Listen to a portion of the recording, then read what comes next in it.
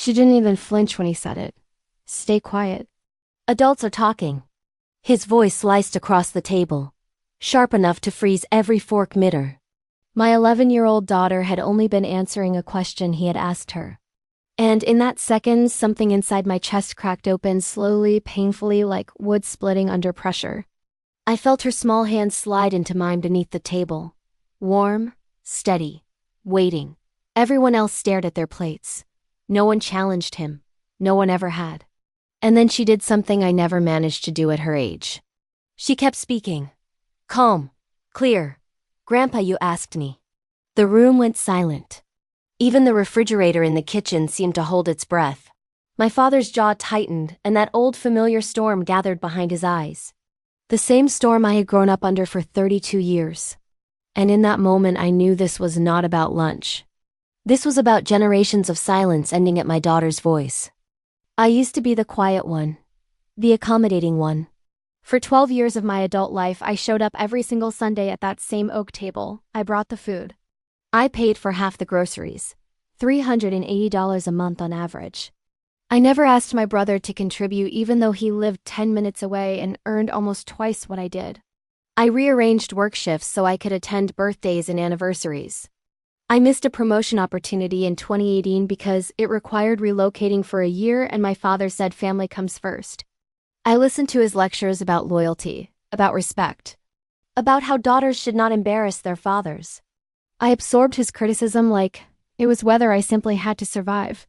When my mother passed in 2016, I became the emotional bridge holding everyone together. I organized holidays. I mediated arguments. I remembered medications. I drove him to doctor appointments. 42 appointments in 3 years. I kept a notebook of his prescriptions. I swallowed my own exhaustion.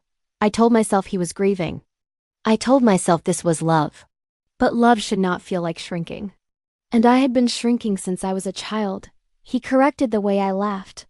He mocked the books I read. He once told me at 17 that confidence in women looked unattractive. At 23, when I got my first real job, he asked if I was sure they hired me for merit. There was always a small needle in his praise. Always a reminder that I was fortunate, that I was tolerated, that I should be grateful. I convinced myself it was generational, that he did not know better. I convinced myself that keeping peace was strength. Until the day peace demanded my daughter's silence. The trigger was so simple, so small. He asked her about school. She told him she wanted to try out for debate team. She spoke with excitement, bright eyes, animated hands. And he laughed, not kindly. He said girls who talk too much never get taken seriously. Then when she responded thoughtfully, he cut her off. Stay quiet. Adults are talking. It was public. In front of my brother, my sister-in-law, 2 cousins. It was the same humiliation I had tasted my entire life, but this time it landed on her. And when she squeezed my hand, I felt a wave of heat rise up my spine. Not anger, not yet. Something colder, something clear. I realized if I stayed silent now, I was teaching her how to disappear. That was the moment I stopped begging for approval. I did not argue at the table. I did not raise my voice. I simply said she will finish what she was saying. My tone surprised even me. Steady, low, controlled. He stared at me like I had spoken in another language. She finished her sentence. We left 10 minutes later. No scene, no slam doors. Just quiet. In the car, she asked if she had done something wrong. I told her no. You did something brave.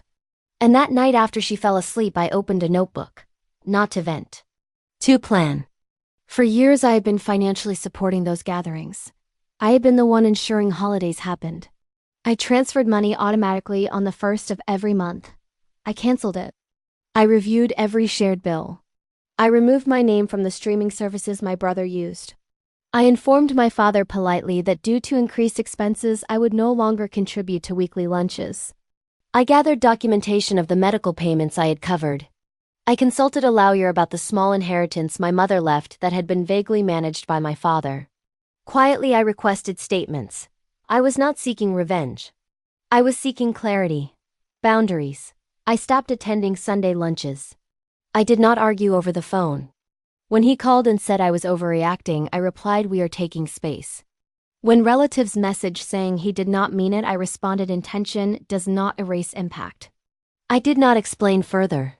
He thought I would fold. He thought guilt would bring me back to the table. Instead, months passed. Financially, he felt it. My brother suddenly had to contribute. My absence was practical, not dramatic.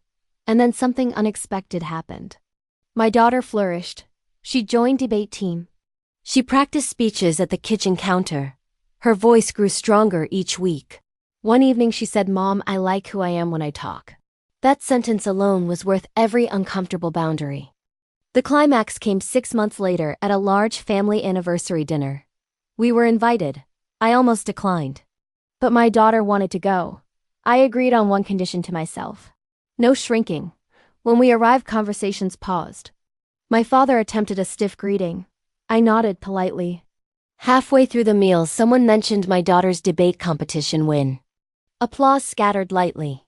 My father cleared his throat and said, "She gets that from me." I used to speak well too before people became too sensitive. There it was, the subtle reclaiming, the minimizing. And this time I did not stay quiet. Calmly I said, "Actually, she gets it from being encouraged to speak." The table froze. He scoffed. Encouraged? I never discouraged anyone. My voice remained even. At Sunday lunch, you told her to stay quiet because adults were talking. The silence was electric. My brother stared at his plate. My aunt shifted uncomfortably. My father laughed dismissively and said I was joking. I met his eyes and replied, "Jokes that silence children are not funny. Especially when they echo for decades." You could see it then. The flicker of realization that I was not the quiet daughter anymore. He began to defend himself. To reframe history. I did not raise my voice. I did not insult him. I simply said I will not allow my daughter to inherit my silence. Not from you. Not from anyone. And then I turned to her and asked if she wanted dessert. Power does not always roar. Sometimes it speaks gently and refuses to move. The aftermath was not explosive, it was slow. Relatives called me dramatic. Some understood quietly. My father stopped calling for a while. Pride can be loud, but loneliness is louder. Without my financial support and organizational labor, Sunday lunches became irregular. He began attending community events instead. I heard from my cousin that he had started listening more. That he corrected himself once when interrupting a child. Maybe change is possible. Maybe it is not. But my peace no longer depends on it. What changed was inside me. The tightness in my chest dissolved. I stopped rehearsing conversations in my head. I slept better. My daughter watched me set boundaries without cruelty. She saw strength without shouting. She learned that respect is not demanded through fear, but earned through consistency. I realized something profound. Protecting my child healed the child I used to be.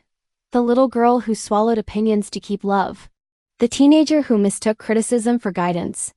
The woman who thought endurance was virtue. Now when my daughter speaks at the dinner table, I listen fully. When she disagrees with me, I allow space. Because silencing her would mean betraying everything I fought to unlearn. If there is one thing I know, it is this. Silence can feel safe in the moment, but it costs you years. Your voice may shake. Your hands may tremble. But dignity grows each time you choose not to shrink. And sometimes the bravest sentence in a room is simply "let her finish." If you enjoyed my story, please like and subscribe. And remember, your voice is not too loud. It is only too powerful for those who benefited from your silence.